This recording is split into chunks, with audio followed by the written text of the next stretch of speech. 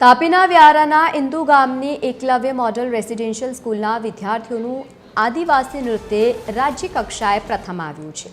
આ નૃત્ય માત્ર એક કલા પ્રદર્શન નથી, પરંતુ આદિવાસી સમાજની પરંપરા, શ્રમ અને તેમની પવિત્ર દિનચર્યાની આબેહૂબ ઝલક છે। ઢોલના તાલે અને પરંપરાગત રીતે વેશભૂષામાં સજ્જ આ કલાકારો હવે આંધ્રપ્રદેશમાં યોજાનારી નેશનલ કક્ષાની સ્પર્ધામાં ભાગ લેવા જઈ રહ્યા છે, જ્યાં દેશભરના વિવિધ રાજ્યોની સંસ્કૃતિઓ એક મંચ પર જોવા મળશે।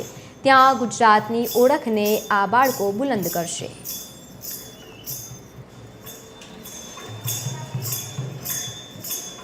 અમે ગયા દિવસોમાં મારે સ્ટેટ લેવલ કલ્ચર પ્રોગ્રામ ખાતે ગયા હતા અને ત્યાં અમે પહેલો સ્થાન મેળવ્યો હતો અને હવે અમે આંધ્રપ્રદેશ નેશનલ લેવલ ખાતે જઈ રહ્યા છીએ। મારે સિંધુ છે।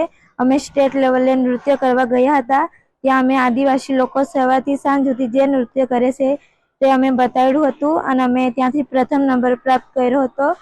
અમે જે આકૃતિ તૈયાર કરી છે, આકૃતિ આદિવાસી સંસ્કૃતિને પ્રેઝન્ટ કરે છે।